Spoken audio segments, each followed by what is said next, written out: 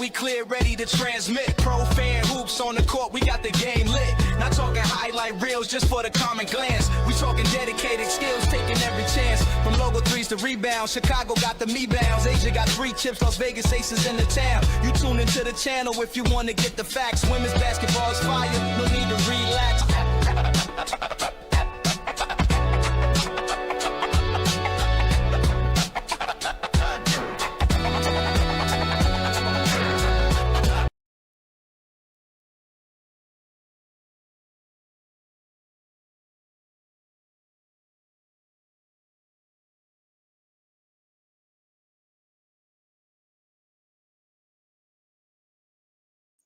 What's going on? What's going on? You see the countdown going. You know what it means. This is one of the few times I have broadcast and went live stream on Pro Fan Hoops. Hope you like the intro. Also on Pro Fan Talk, I'm simul streaming it. It's been a pretty good day of NFL stuff, but the topic of this stream is the WNBA CBA runs out at midnight. So you see my countdown up. We got 25 minutes left. So I'm just curious what the W is going to do. I am curious. I've seen – what's up, Panda? I've seen, like, right now, Alexa Philippou, Ramona Shelburne, very respected in the industry, says the WNBPA is requesting a 21-day extension. And I guess that's what they're working out. Because apparently there was a 24-hour extension proposed, but the WNBPA, I guess they're willing to talk now. They said that they wanted a 21-day extension. So if the players have as much leverage as they've been saying that they've had, it wouldn't have gone this way. And I'm not saying that like, well, I kind of am, because I just think that they didn't go about it the right way. They were trying to bite off too much at the first new deal. This is a whole new ball game for everybody. They've been in existence for over 30 years, little over 30 years going in. We talk about this will be year 30 going into 2026, I believe, either 30 or 31, right? They've never turned a profit until now. So I've always said that um them folks gonna get their money back. Betty says it's gonna be a lockout. It's gonna be a lockout, huh?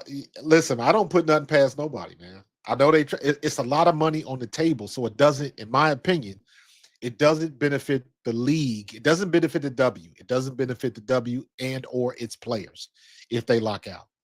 And I think I understand them trying to play hardball. In my opinion, they um they wanted to streamline the Caitlin Clark entrance to everything else. That's how I can say it. They wanted to streamline the success they had. You know what? I'll go back a little bit before that, because I've said this before. If you watched me before, they want to, in my opinion, I first started paying attention to the WNBA with Kelsey Mitchell. I've told that story before. Kelsey Mitchell, her father was a very good friend of mine. I do not know Kelsey Mitchell personally, but her father was a very good friend of mine. Played college with him. We played DeFrat together. So her father was a very influential friend of mine. Let me say it like that. And yes, he was a friend. Went to high school together, went to college together, played football in college together, the whole nine, right? So I started following Ohio State, and I followed her into the WNBA. But it was one of those situations where I would, the few times I could catch the WNBA, the question is always, is Kelsey playing? Is Kelsey Mitchell playing? What's up, fam? Appreciate you. So take that interest, and you go to the next stage. Then I start hearing about Asia. Now, mind you, at this point in time, I'm not even following South Carolina yet because of Dawn Staley. Dawn Staley is on my radar, but I'm not following Dawn Staley. But I start hearing rumblings about Asia. Asia won a championship. Then Asia won another championship. Now they in Vegas, and Vegas is popping. And the hotels are giving away tickets to see the Vegas Aces. And there's a lot of noise coming out of Vegas because Asia done won. She won a chip, and then she went back to back. Then she went back to back to back. Then the Las Vegas Aces, if I'm correct, I believe they were the first franchise to sell out season tickets before the season started. They made some noise about that. So what that told me was at least Vegas had a good group down there, had a good thing going down there. Vegas had it, they had it popping. You do that when you win chips. I remember when I guess it was the second or the third one, and I guess they showed the parade down in Vegas and all that kind of stuff. So that, to me, that's when the WNBA really started making noise. Was when everything happened with the Las Vegas Aces. At least that's how it resonated in my world. Then I started paying it, and then shortly after that, that's when Caitlin Clark hit. And I started watching Caitlin Clark her junior year because I had heard about her sophomore year. But I ain't gonna lie, I didn't watch Caitlin Clark her sophomore year. Heard about her, and then junior and senior year, that whole thing played out. LSU, and then South Carolina. Both times she lit it up, but both times her team was inferior. And then, of course, Angel Reese happened with the "You Can't See Me" and all of that type of stuff. And the one thing that year when they lost to LSU, that's when I started paying attention to Caitlin. Number one, because of the game she had. They lit it up. LSU was just that much better. Angel was that much better. Flau'jae was that much better. Kateri Poole. A lot of people forgot about her, but she lit it up for LSU that year in that game. So LSU was just a better team. But after all of that happened, I remember Caitlin Clark's post game, and they asked her about that. And she basically kept it real. She was like, that's just two competitors talking smack on the court. I talk a lot of trash too. And she kept it basketball. And I was like, respect. Because y'all got your asses kicked. And you had an opportunity to kind of, you know, I didn't like how they acted and all of that type of stuff, but you didn't. You owned up to your trash talking because Caitlin Clark, y'all know I'm a Caitlin Clark fan, but Caitlin Clark talks mad trash. I'm not a big trash talker, so that doesn't really impress me too much. But CC talks mad trash. And Angel gave it right back to her. Rightfully so. But in any case, when I saw that, that's when I became a fan of Caitlin Clark. So, and it just grew from there. Watch what she did in her rookie year, playing with Kelsey. That was even better because now I'm watching Indiana because I'm rooting for Kelsey Mitchell. Then Caitlin Clark shows up, and all of a sudden they win in games. And it's like, okay. And then everything that was happening the way it was happening, the overzealous fouling and the defense against her, all of that type of stuff, and she was still rookie of the year. And you can't tell me that some of that behavior from those players on the court went above and beyond. So Cynthia Cooper, yep. Don't forget Tina Thompson. Tina Thompson used to light it up. Tina Thompson had handles.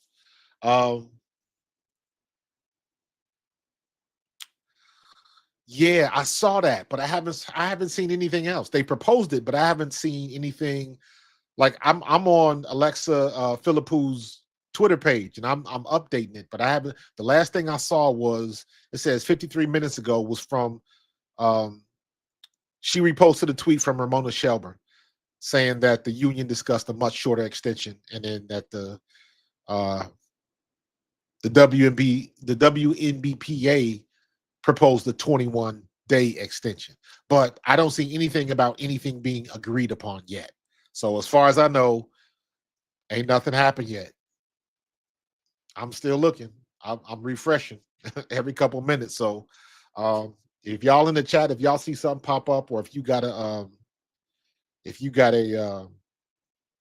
report, or if you see anything, put it in the chat or hit me up on Twitter. Send me a message on Twitter or something like that.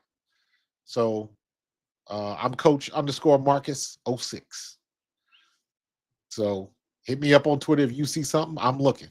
And you know what the funny part is? I don't see jack on the WNBA website. I don't see a freaking thing about this. The last update they got on the WNBA, their last post was November 24th, talking about WNBA Defense Week. The best defensive efforts and moments and performances.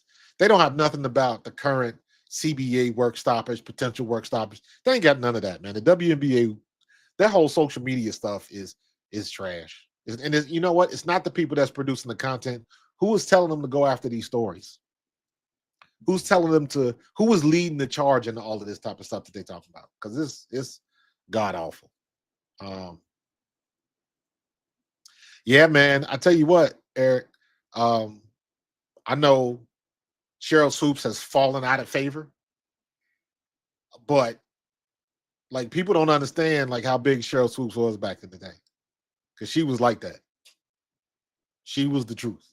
She was on the Nike commercial. Remember, she was on the Nike commercials with what's the girl that ended up being on the Proud Family? Kyla Pratt. She was a little girl. She was in the park pushing her little son on the swing, and she was like, "Are you Cheryl Swoops? Excuse me." Like they started reading them the rights. They got one, Lisa Leslie in the restaurant. Cheryl Swoops was in the park, and it was another one. I think it may have been Cynthia Cooper. She was in one. That may have been the one in the restaurant, but I remember that. But like the WNBA was big back then. Y'all remember when Cheryl Swoops and all of them was on Martin? Back in the day, if you was on Martin, you hit that was the pinnacle. That was the pinnacle if you was on Martin. Back then, that was the pinnacle of the culture.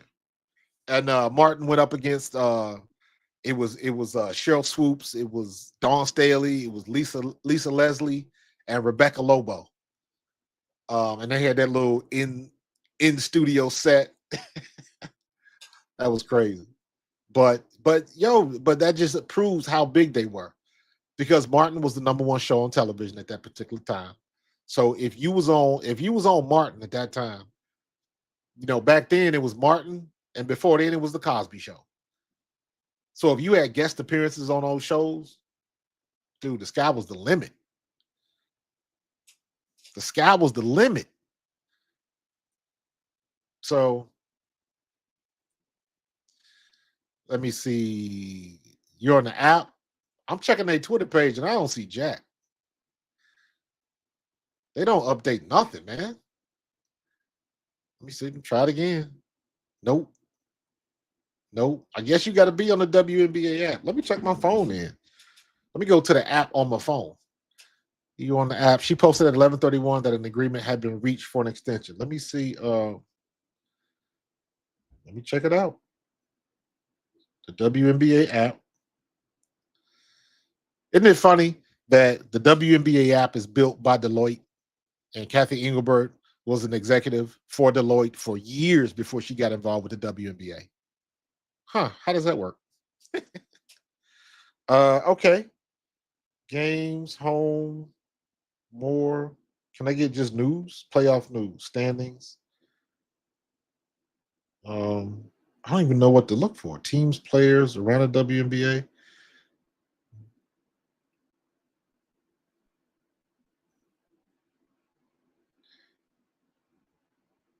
Yeah, see, I'm just trying to look for more. Game, follow players.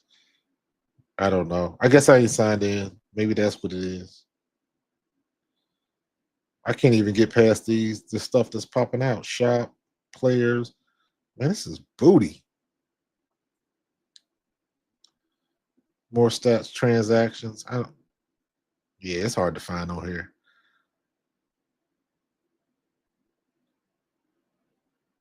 Yeah, it's I'm gonna take your word for it. I think,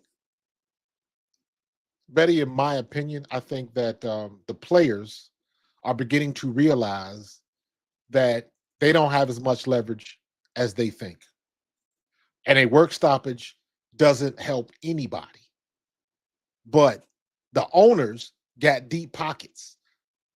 So it's going to hurt the league more than it hurts them, the owners. The owners got other ventures. Most of them got money in a whole bunch of other places. And like I said, they got deep pockets. So if they still going to work, or they still collecting their money, their checks, whatever. The players aren't. And the one thing that I've said from the beginning is, if they do have a work stoppage, if the players do agree to a lockout and don't want to do it until they get a new CBA, what happens to the players who are not named Caitlin Clark, Angel Reese, Asia Wilson, Sabrina, Stewie, Fee? What happens to players that don't have those names? What happens if you're not a max player like Kelsey Mitchell? Who will take care of those other players? Who will take care of everybody else? Everybody ain't get an Arby's deal like Sophie Cunningham. What happens to people like Ari McDonald? What happens to people like KK for the Fever? What happens to, all these other players that are mid? They're not bad players, but they're not the high tier players. Oh, you DM me on X. All right, I'm gonna see that. I'm gonna see that. Hold on, I got it. Hold up. Appreciate that. All right, so this was the WNBA and the WNBPA have agreed to extend the current collective bargaining agreement through January 9th, 2026, with either party having the option to terminate the extension within 48 hours advance notice. The WNBA and the WNBPA are continuing to work towards a new agreement. Okay, appreciate that, man. All right, so we avoided a lockout. So let me do this. Let me go to my second screen and let me paste and go. And this is what my man just sent me. All right. So that's legit. So now the countdown is over. Countdown is over, and they got a temporary resolution for another 21 days till January 9th. So, well, I mean, shit, January 9th, that's what, 11 days? That ain't 21 days. That's January 9th. So, that's 12 days, isn't it? 1, 2. Oh, I'm tripping. My bad. We talking about through. I'm moving too fast. We ain't even out of November yet. We still got to go through December. So they got a month, basically a month and 10 days. That's what they got. So, okay. So they got a little bit of time. And the only reason the players are going to agree to this is because it's in their best interest, because they want everybody to get paid. They deserve to have their max contracts upped to close to $1 million.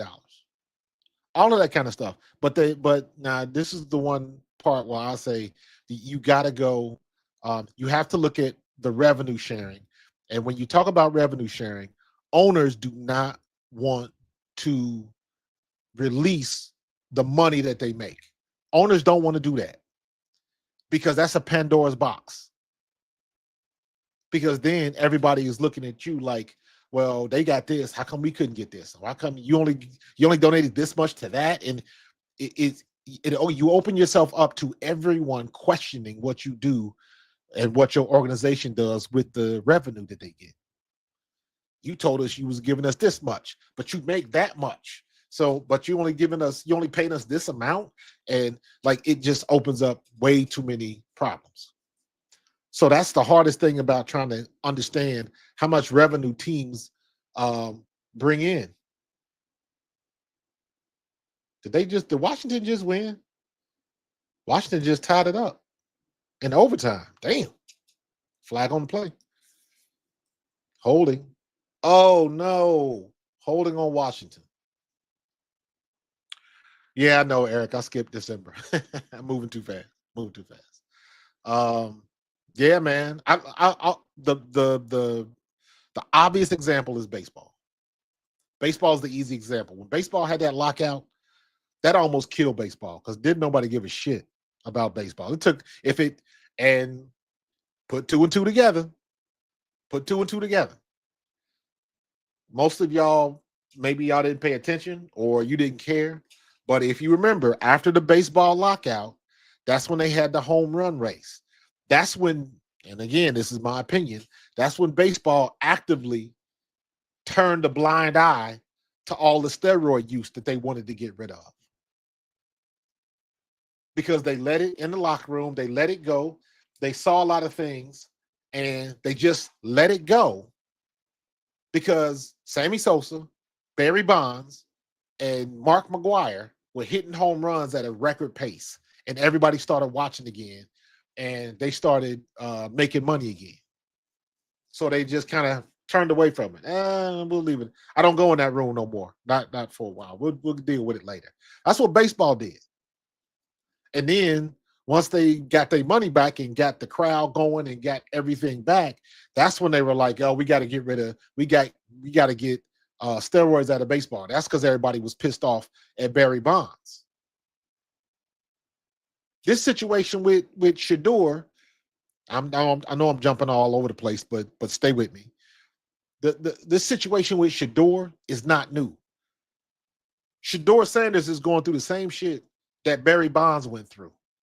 They didn't like Barry Bonds because Barry Bonds didn't give a shit. He didn't care. And he told you straight out, I was a Triple Crown winner. And y'all didn't give a damn because these dudes was taking stuff and knocking the balls out of the park. And y'all didn't say nothing. And then when I started doing it, you had a problem.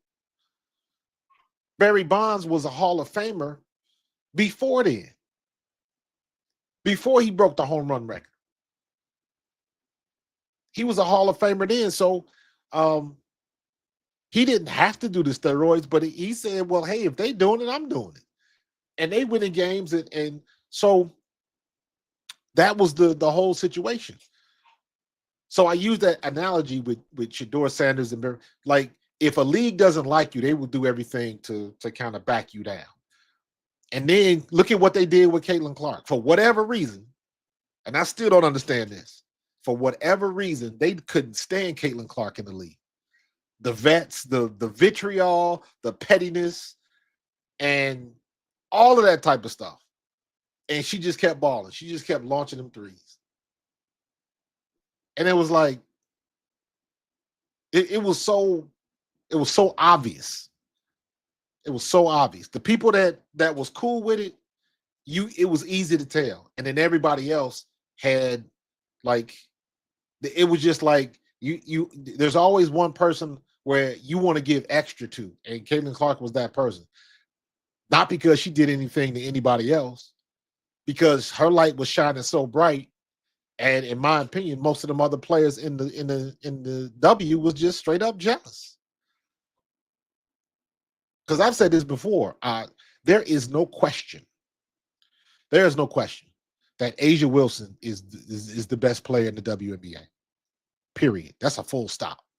There is no misunderstanding. There is no argument. Nothing like that. She is the best.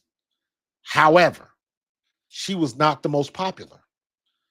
And then when Caitlin Clark showed up, everybody got taken down to a different tier. Everybody.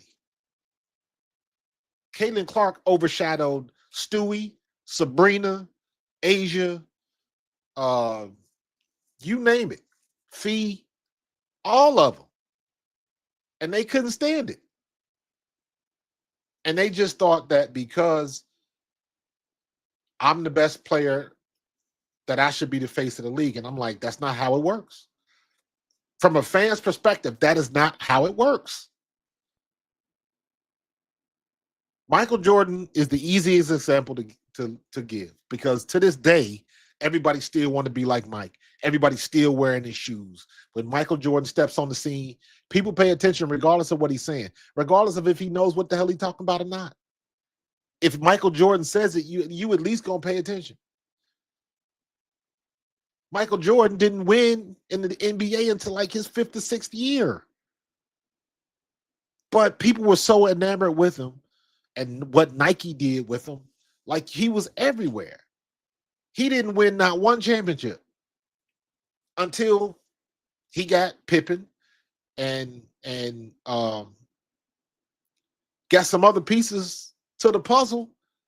And Phil Jackson came along and they put things together. He wasn't winning jack, but he was the most popular player in the league, period. And if you watch any of those games in the 80s, I'm lucky enough, I grew up in the 80s, so I saw it as it happened. I saw it in real time. ESPN is not ESPN if it wasn't for Michael Jordan and Stuart Scott. They are what made ESPN what it is. And then I read the article. I wish I could find it. It was an article that came out. This was a couple months ago, but it was talking about what happened. There was an executive, I believe he was in charge of programming at ESPN, and he just straight up said it. He said it out loud too. He said, "I don't like the WNBA, and I don't want it. I want to get rid of it." And he was an exec at ESPN, so they were on the, they were off Broadway, if you feel what I'm saying. He didn't want to let the WNBA, he didn't want to put any games on ESPN. So he basically sabotaged it. That's why when after the initial push, the initial beginning of the WNBA, because again, most of y'all weren't around back then. I was. The WNBA in its inception was selling out arenas. They didn't have a lot of teams, but the ones they did, they had players, they had ballers. Like we were saying, Cynthia Cooper, Cheryl Swoops, Rebecca Lobo, Lisa Leslie. And this is before Candace Parker happened. In my opinion, Candace Parker was the first player that folks out, just fans in general, was like, whoa. Cheryl Swoops and all of them, they had the Olympics. They rode the wave of the Olympics because back then there were no distractions. So they rode the wave of the Olympics. And like I said, they got Martin. It was Good Morning, the Tonight Show and stuff. I think they was on Arsenio. Arsenio was another culture changer. If you was that 5-year run of Arsenio Hall, if you was on Arsenio, you made it. If you was in the culture and y'all was on Arsenio, so they were riding the high off the gold medal back then. Not many distractions. You didn't have 5011 cable channels. You didn't have YouTube and Hulu and Peacock and Amazon Prime. You didn't have none of that. So the focus for the audience was a little bit more filtered and real. And you had a dude that was an exec at ESPN that did not want to play or did not want to show the WNBA games, and that killed them. But they figured out a way to hang on, just kept their head above water. The reason why I can't really hate on Kathy Engelbert, or I choose not to, whether you like her or not, because if it wasn't for Kathy Engelbert, the WNBA would have went under because of COVID. She kept that league alive. So whether you hate her or not, whether you think she's a bad commish, whatever your thoughts of her, if it wasn't for her relationship with back then, I guess it would have been David Stern and now Adam Silver and the NBA bigwigs. If it wasn't for her relationships with them people, the WNBA would be out of business. We would not be caring about Caitlin Clark. It would be, they had a great college career, and that would be the end of it. That would be the end of it. So yeah, man, Arsenio Hall was that dude. And I think a lot of people don't understand. And again, you had to grow up in that era. I grew up at the end of Johnny Carson. Johnny Carson was I think Johnny Carson ended in the 80s, I think. And that's when Jay Leno happened. Then it was late night with Johnny Carson ended in 1992. 1992. But it was a culture changer, man. Johnny Carson, and this has been proven. You can go look this up. But Johnny Carson didn't like folks like us. No, and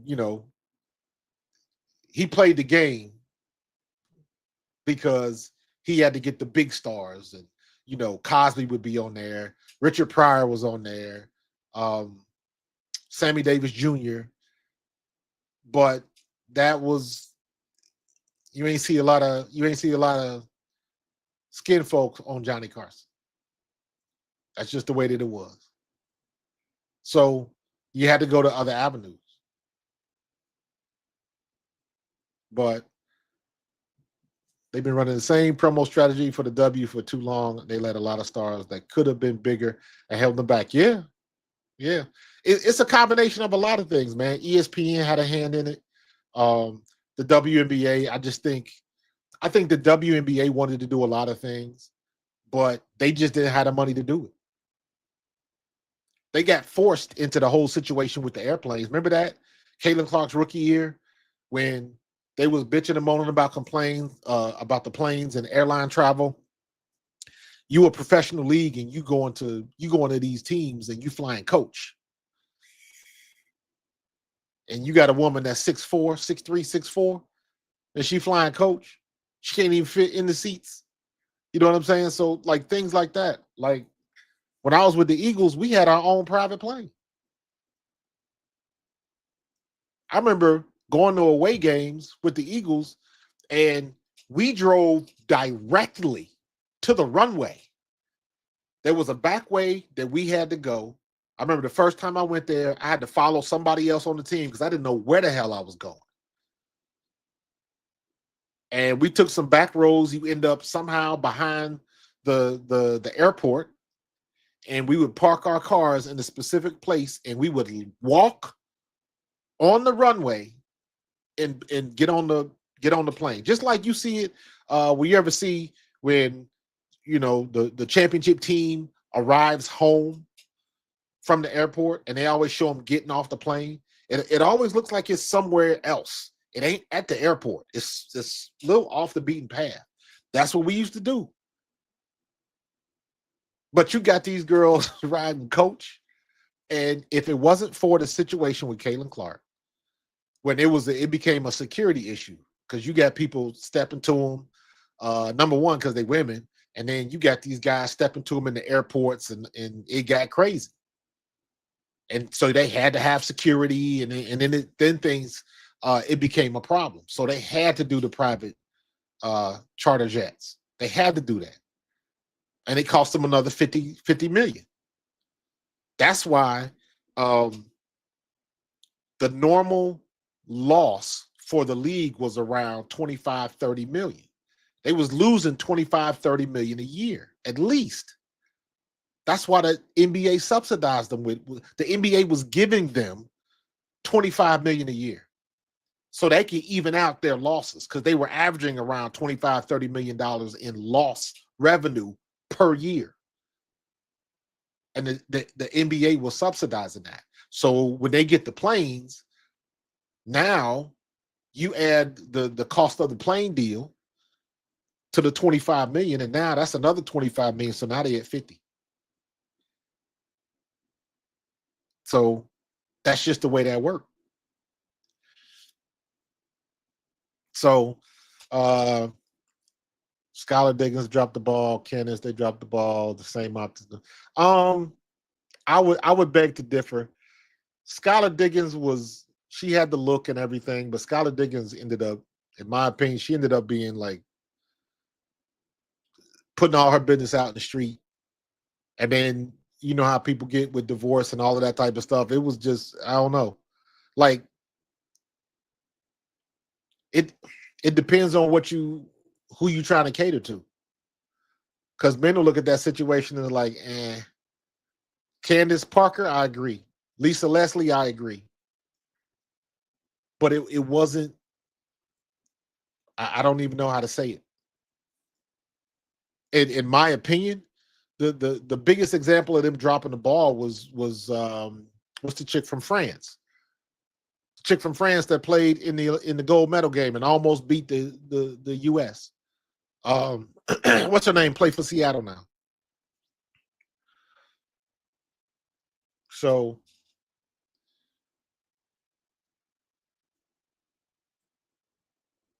they had your point is correct though. They had opportunities, but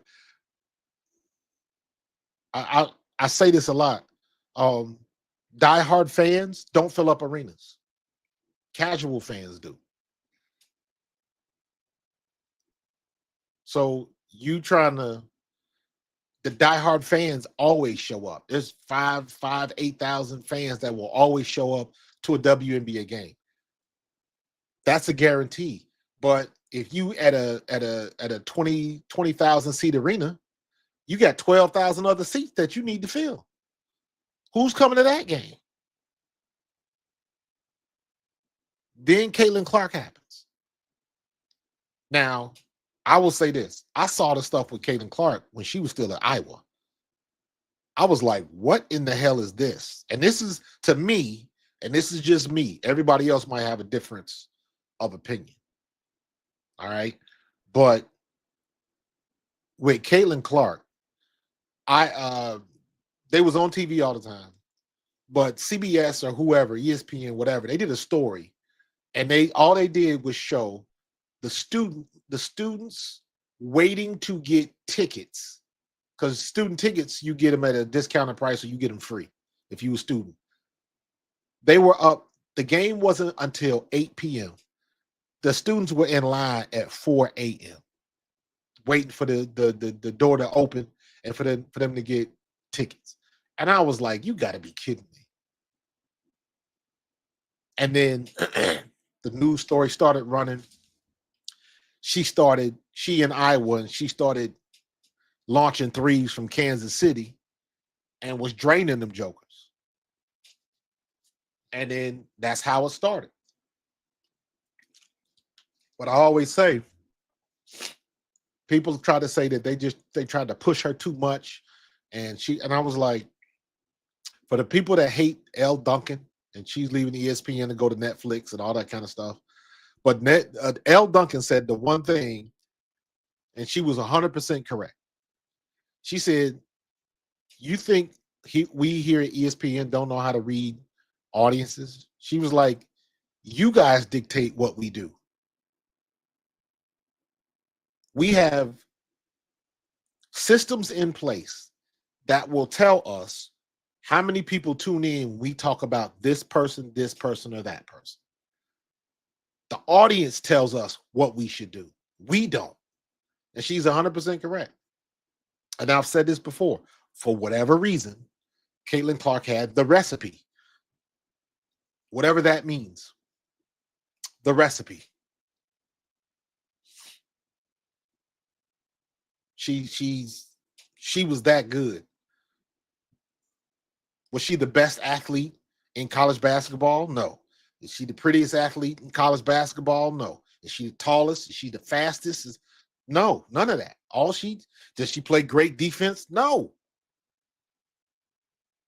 Does she pout a lot? Yes. Is her body language trash sometimes? Yes. Does she talk too much trash? Yeah. But every time she launched that damn logo 3, that joker drained and people started paying attention. And everybody wanted, in my opinion, that's what it was. Everybody wanted her to beat Kim Mulkey because couldn't nobody stand Kim Mulkey.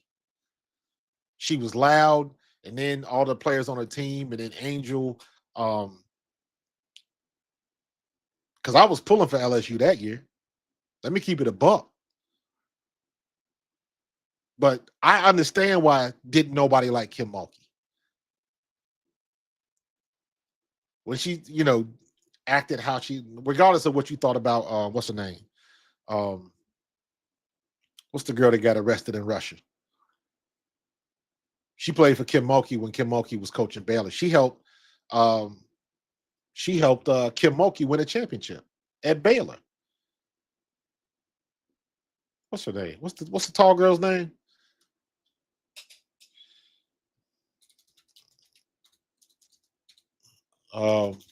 Not Kim Mulkey. Dang it. Why am I blanking on everybody's name? Thank you. Brittany Griner, man. I'm getting old, bro. CTE is on me. Shit. I can't remember nothing. Brittany Griner. Thank you. Brittany Griner helped Kim Mulkey win a championship at Baylor. And then when all of that stuff happened, all they asked her they just asked her for a comment. And she said some foul stuff like, damn, you ain't got no concern over the girl. Like, you spent 4 years with her, and you just it was basically like, F you. You did it yourself. I ain't got nothing to say to you. I was like, damn. So that and other things, like people, she got the attitude and Kim Mulkey does and all that kind of stuff. When she swore up and down that a reporter was trying to do a hit piece on her. Y'all remember that? When she had the press conference and she was fired off and she was threatening to sue if the dude released the book, and it was a hit piece and this, that, and the other. And when the dude finally released the book, like a couple of days later, it was fine. Matter of fact, the chapter on Kim Mulkey was very, very positive, and you ain't hear shit else from her about it. And it ain't like the dude changed the book because she was talking all of this trash, and the dude released the book like less than a week later. So it ain't like he had time to change it. Books was already shipped. Barnes and Nobles had their stuff, and you know. But I say all that to say that that's why they didn't like Kim Mulkey. And when Kim Mulkey came off against Iowa, Iowa was the David to LSU's Goliath, and everybody wants to see the little guy win. But Angel Reese balled out, Flau'jae balled out, Kateri Poole balled out, and all Iowa had was Caitlin Clark and Kate Martin. Hannah Stuckey, she ain't quite have it. So, but at the end of the day, she make people watch, and that's what it come down to. That's what it come down to. See, they still haven't updated. I don't know. Let me see. All right, here we go. Statement from ESPN from statement to ESPN from the WNBA. The WNBA and WPA have agreed to so just like the other one we found. So they finally updated it. This was at 11:31 p.m. So they got it updated. So now we're gonna see what they're gonna do. Now we're gonna see what they're gonna do. So it'll be interesting to see what's going on. It'll be interesting. So they're gonna get paid a lot of money because here's the thing, and don't get it twisted.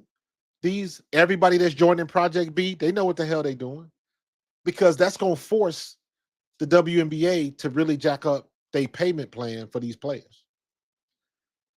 Because I just saw all of this. I don't know how many of y'all watch golf. I play golf, and I keep up with the PGA, and I keep up with Live Golf. And Live Golf did the exact same thing.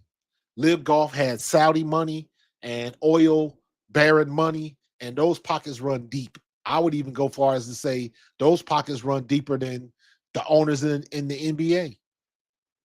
You talking about that we what Busta Rhymes said? We talking about that Arab money, Dubai money. So they paid all of those golfers to leave the PGA Tour, and you know what them golfers did? They left the PGA Tour, and the PGA got butt hurt. I mean, really, it was ugly. It was high schoolish. That's what it was. It was high schoolish.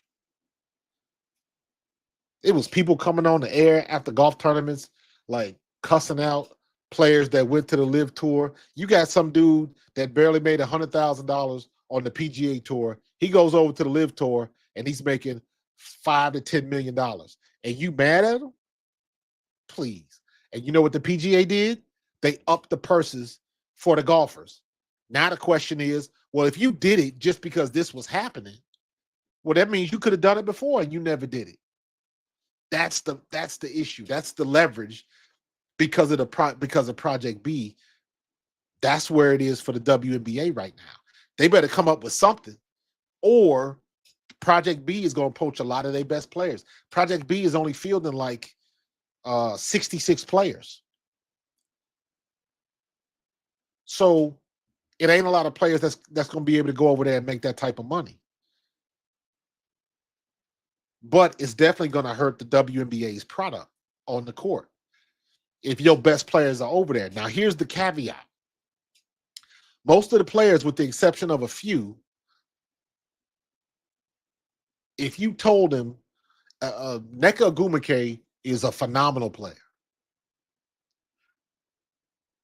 And here's how I rationalize these things in my head. This is a me thing again. Here's how I rationalize it in my head, right? If Nneka Ogwumike says she was showing up to the mall to sign autographs for 2 hours, what do you think the line would look like up there? Look at all of the names in Project B. Let me see if I can bring this up.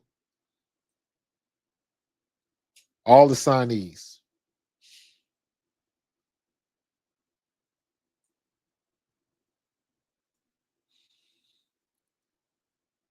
All right. Nneka Ogwumike, Alyssa Thomas, Jonquel Jones, Jewel Lloyd, Sophie Cunningham, Camila Cardosa, Lee Meng, Janelle Salon, and Kelsey Mitchell. Out of all of those players on that list, if they showed up at a mall for autographs or something like that, which line would be the longest? I can tell you right now, Sophie Cunningham, her line would probably be the longest. Number one, because she played with Caitlin Clark. Number two, she on Good Morning America, and her face is everywhere. So she got the look, she got the blonde look, and she a fighter, and she know karate, and she used to play football. I remember seeing that article about her when she was the kicker on her high school football team. And I think she was the one where she was on the team, and then she had to play in the game and then go get her dress ready for prom or something like that. So I remember that article about her. But come to find out, she a damn good athlete. She can shoot the three pretty good. She's phenomenal looking, and she likes Arby's nuggets. You know what I'm saying? Stupid stuff like that. And she ain't afraid to say what's on her mind, because she don't care. She was one of the first ones to say, "Oh, yeah, you in somebody else's locker room, but when you get with them face to face, Caitlin Clark is wonderful." And I remember that, and I was like, But when you was with Connecticut, you wasn't saying that. You had a different outlook. But my point is Project B. All of those people, out of all of those people on that list, if you had to go get the autographs, are you going to wait in line to get something from Nneka? Are you going in line to wait for Alyssa Thomas? Alyssa Thomas, she's a curmudgeon, man. That girl seemed like she was never happy. So, Jonquel Jones, Jonquel, MVP Finals champion, most valuable player. Jewel Lloyd, good, but again, are you going to the mall to get an autograph from Jewel Lloyd? Camila Cardosa, maybe, because she got the double whammy. She's 6 foot, what, 6? Great looking girl from Brazil, and she won a championship with Dawn Staley. So she got a little bit of gravitas that people still remember. Lee Meng, I don't even know who she is. I believe Lee Meng is that, like, isn't she like 6'10", 6'11" from China? I've heard her name before, but if it's who I think it is, that means she's just a big, tall girl. Janelle Salon, she's another French player. And Kelsey Mitchell, homegirl. But if you are not a WNBA fan, do you know who Janelle Salon is? Do you know who Kelsey Mitchell is? If you are not a WNBA fan, the only recognizable name on that list, in my opinion, is Sophie Cunningham. That's it. You don't know Nneka. It ain't that many Carmacks. No, that's not even Nneka. That was her sister. That was her sister, the one that talks a lot on ESPN. So out of this list, Sophie Cunningham is the only one I would recognize. Or I guess I'm saying an average person would recognize, not anybody else.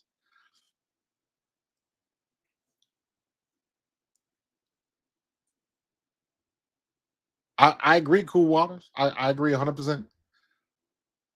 But it's about the money, but they got to start somewhere. And what is the WNBA going to do? Because eventually they're going to take somebody that they don't want to lose. It might not be Caitlin Clark, but like I said, Caitlin Clark, she can't make all the commercials. She can't get all the endorsements. And it was only a matter of time before everybody else started getting the spillover. It was only a matter of time. Before Caitlin Clark, before Angel Reese, the only endorsements that I can remember seeing, and I'm really trying to think. I remember seeing the Nike commercials back in the day with Cheryl Swoops and Cynthia Cooper and that whole Nike. You can look that up on YouTube. They're cute commercials. I thought they were really good. Well done. It looked like Spike Lee shot them. They had the Little Rascals theme playing in the background, and Kyla Pratt would come up. It was Kyla Pratt and two little white girls. And they had the spunky attitudes and all that kind of stuff. But it was funny. It was Nike. It was funny. Other than that, the only commercial I can think of is like the CarMax commercials with Sue Bird and Asia Wilson, and that's it. You see the stuff now with State Farm and Caitlin Clark, but before that happened, I'm hard pressed to try to think of seeing WNBA players on TV or in an ad or something like that. I don't remember none of them.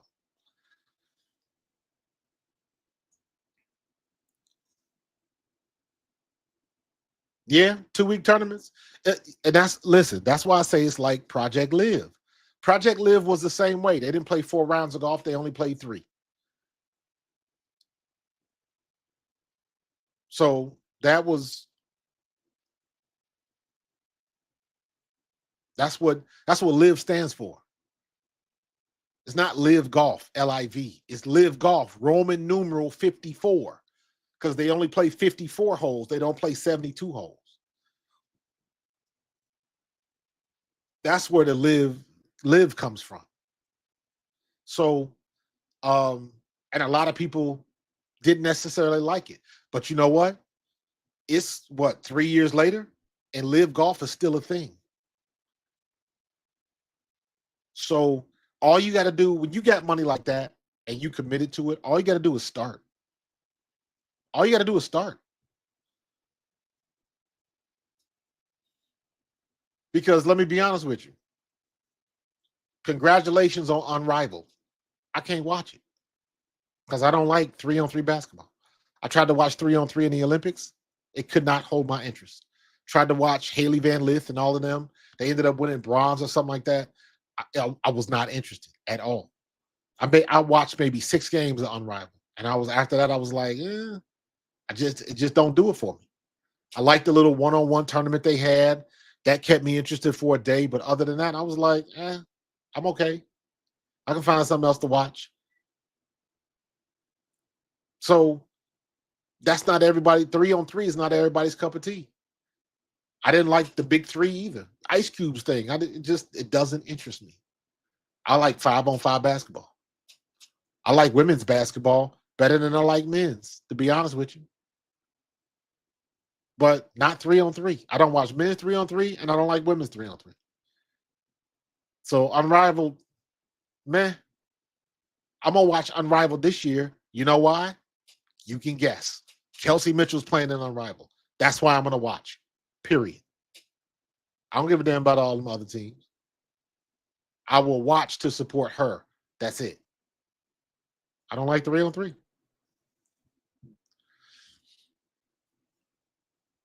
The Project B is not Saudi money. There's been a lot of articles about that. It's not Saudi money. However, it is tech money. So the pockets still run deep, especially with these tech companies and AI and Bitcoin and all of that. It's that type of money. My nephew, who's playing overseas right now, one of these days I'm going to stream his games. They broadcast his games on YouTube. Not on YouTube, but on Facebook. He's playing them. He's been to Indonesia twice. He's been to Australia twice. He's played in Puerto Rico. Right now, he's playing in the Mongolian M League for basketball. He's tearing it up, too. He just had his second 40-point game the other night. But I'm going to stream some of his games. But tech money. But my nephew, Randy Bell, he played in a league up in this area, in the Philadelphia area. It was a It was a Venmo league, and it was a Venmo tournament, and it was promoting Venmo, and every commercial was Venmo, Venmo, and they were promoting it. But the thing was, everybody that played had a Venmo account. The winner of the tournament, Venmo was going to pay them immediately in their Venmo accounts. Every player got like 30,000 or something. I forget what it was, but it was a big sum of money for winning. It was like $100-something thousand, and they would split equally with the people on the team. So it was a lot of cash, and everybody was going to get hit on their Venmo account when they won the tournament.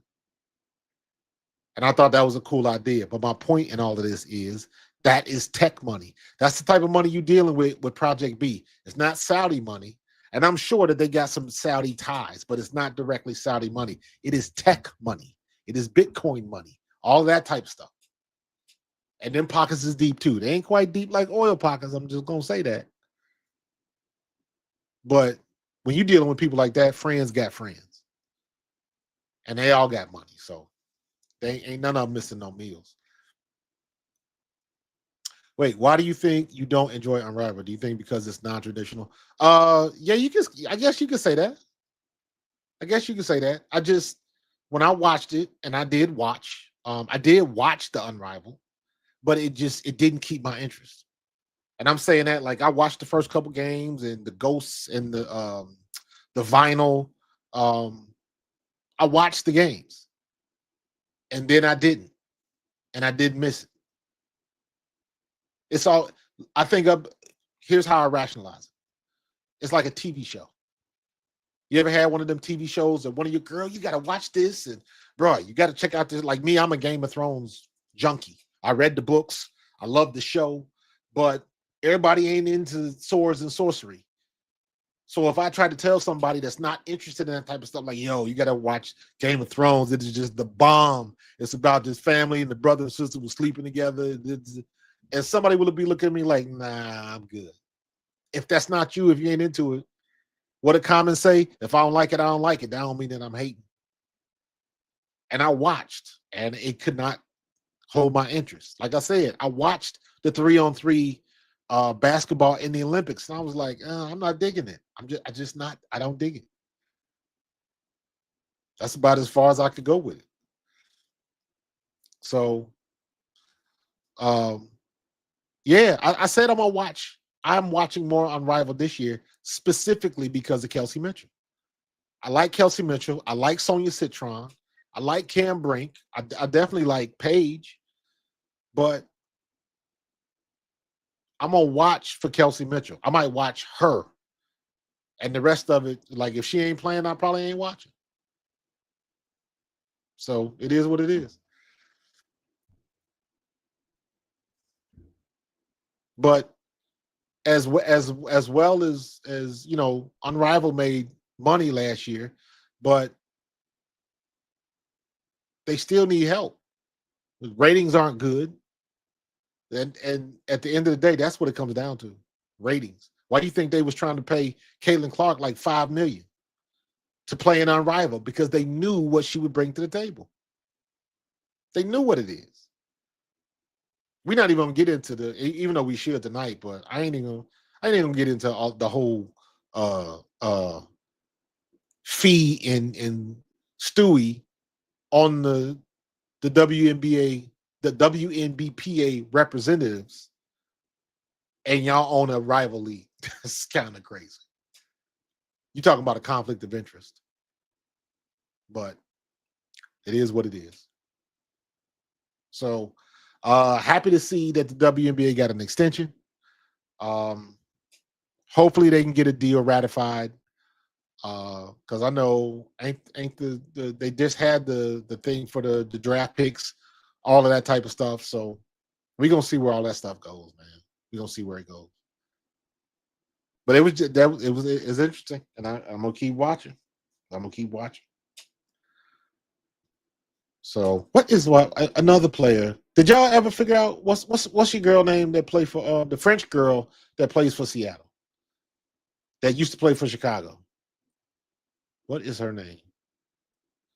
Please, somebody put that in the chat. That's bugging the hell out of me. Because she's one of my favorite players, and I can't even remember her name. Ain't that terrible?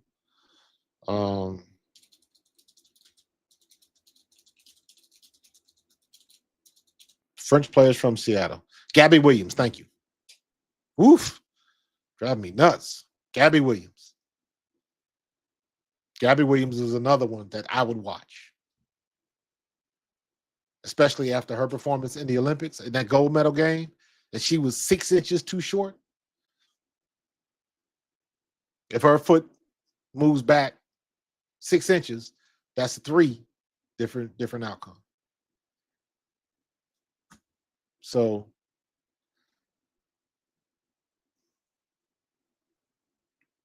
but yeah, man. Yeah.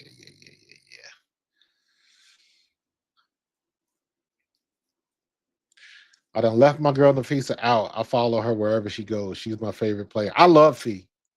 I don't blame you. I love Fee. At one point this past year, I had Fee as the best player in the W, even better than Asia, but she couldn't stay healthy. Asia did. Asia came back as a force, even though Indiana should have made it to the finals. If Kelsey Mitchell doesn't get sick in that last game, Indiana beats Las Vegas. I am convinced of that. If Kelsey Mitchell doesn't go down with whatever that crazy 1 in a million disease, but I understand when your body lock up, that ain't fun. That ain't fun at all. But if she stays in the game, I believe they beat Las Vegas and go to the finals and beat Phoenix. Phoenix. So, but it wasn't meant to be. Wasn't meant to be.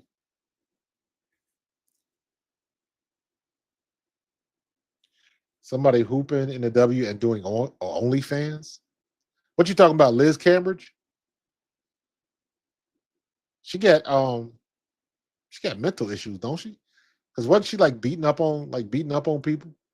I don't know, but I know it was Liz Cambridge. That was well known.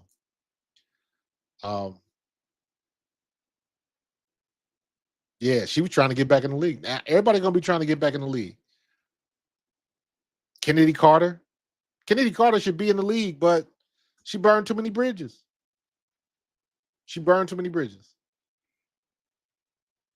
And when you when you go at the Golden Goose, I was like, come on now. Come on. He had to do that. So yeah. The cute crazy giant. Yeah, she was good, man. She was what, 6'7", 6'8"? She was big girl, but she could move. But they get into all the other stuff, man. And it's listen, man, when you in a professional game, and to me, this is like what a lot of these women in the WNBA just didn't realize is that the scene changes for you.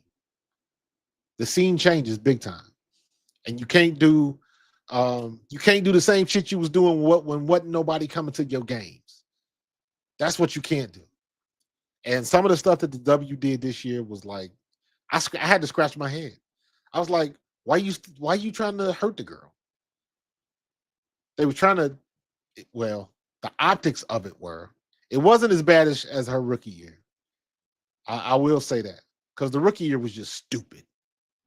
And they looked petty and jealous and all of that. All of that. She got the one girl from Seattle punched her, kind of did a hidden uppercut in her face one game. And then all of the unnecessary aggression, it was a lot. It was a lot. And I understand that's, when you're the number one pick, you got the target on your back. But even with that I understand and acknowledge. But even some of the shit they was doing was just they went too far with it, in my opinion. And here's the bad part of it. It was a whole lot of shit that happened that was a hell of a lot worse than what Kennedy Carter did. I'll say it like that. Indy and Washington are going to be fun. Yes, Sonia Citron and yeah, Kiki Iriafen. Woof, love it, loved him. Um, and then you got AZ Fudd coming out next year. Lauren Betts coming out next year. Everybody wants to see what's going to happen with Malaysia for Wiley. Eventually, Juju's going to get back on the court. But I will say this. Keep your eye on that girl at USC named Jazzy. That girl, she got the look and she got the game. For the same reason they fell in love with Juju. Juju is a top-tier celebrity now. She did the thing at USC. She was dating Jaden Daniels. So whenever she get back on the court, now you got Juju and Jazzy. Woof. That's a good combination right there. Olivia Miles coming out. Hannah Hidalgo is just on some other stuff right now. So they got good players coming out. I hope to see Kennedy Carter back in, because Kennedy Carter should have been 6th man of the year a couple years ago. Because she came off the bench and then she ended up starting. But she was the truth. If Kennedy Carter played in the last 5 games for Chicago, Chicago makes the playoffs that year. Angel Reese got hurt, and then the whole thing with her, I don't know what was going on, but if Kennedy Carter is there, they make a run for the playoffs. They win enough games to at least make it. And that's the start. Now, it looked like it done with the shit. Don't nobody want to go there. Angel ain't happy. You know, it's kind of crazy. But, you know, hopefully things will look up.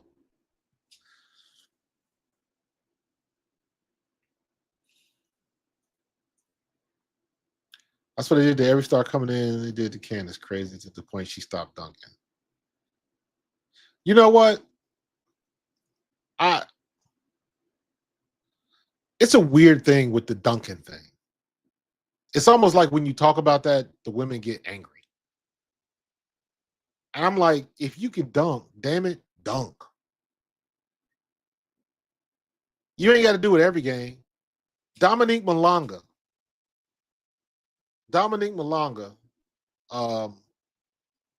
was set up for the dunk. And what's her name? Erica Wheeler. Set her up for the dunk, is on a fast break, and she got scared and laid it up. And you could look on Erica Wheeler's face. She was mad as hell. And I've seen some of Dominique's tapes when she was still in France. And I'm like, it ain't even an effort. It's not like she barely getting up. She just, I don't know, she psyched herself out.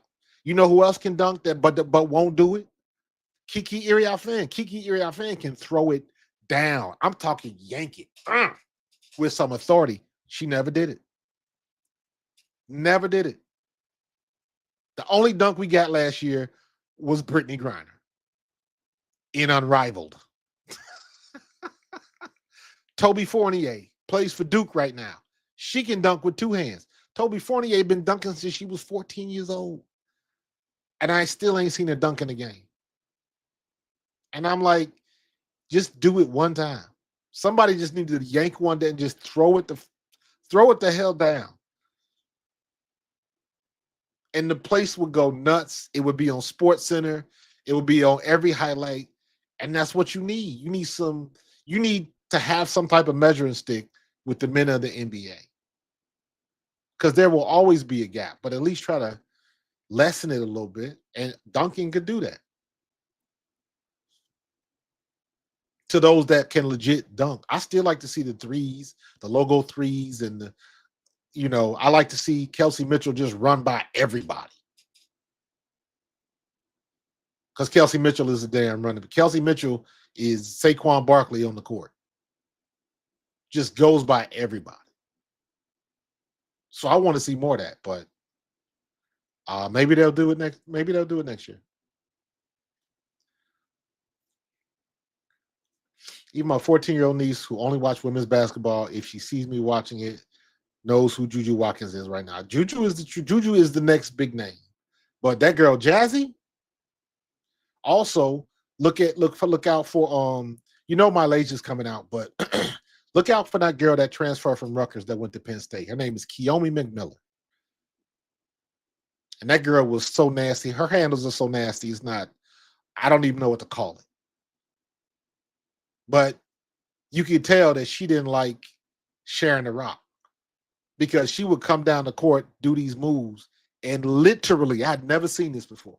Literally, the other players on her team would be sitting on the court like this with their hands folded, like, oh, here she go. I know I'm not getting the ball, so I don't care. That's what it looked like. But she was shaking and baking and just doing double spin moves and all kind of crazy crap. And then she ended up getting into it with the coach. And the coach sat her down, and the coach sat her down when Rutgers was supposed to play USC. And she was denied her opportunity to play against Juju Watkins. And for a player like that to be able to measure herself against Juju Watkins, that would have been a phenomenal game. And the coach shut it down and suspended her for that game. And then she immediately went on Instagram and apologized to all her fans and that it wasn't her decision. And the next thing you know, she was transferred.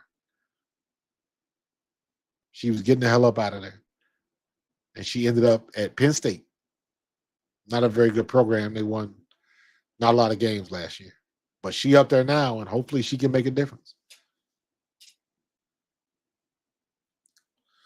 Yeah, Kiki can throw it down with authority.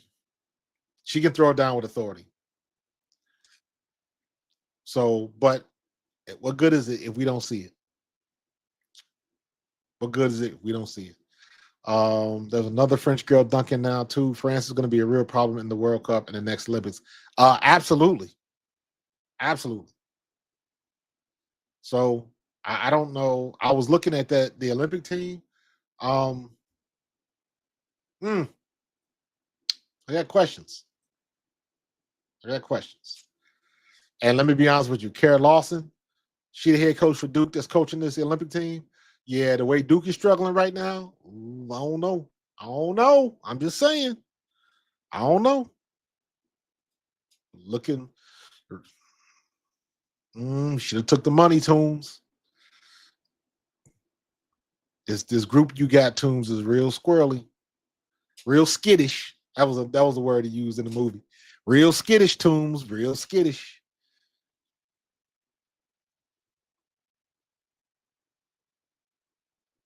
But we'll see what they're gonna do next year. Let's see if before we get into next year, let's just see if they can get a CBA ratified. How about we start there? But all right, man, I'm gonna get up out of here. We rocked for over an hour. It is now 10 till 1. So thanks for having the countdown with me. We got another extension till January 9th, and then we'll do it again. So make sure y'all stay tuned and make sure y'all tune in and subscribe to Pro Fan Hoops. Also, you can catch me on Pro Fan Talk. And we grinding and growing, man. I'm on my way to 10K, trying to make it happen. So holla at your boy. I will talk to y'all later.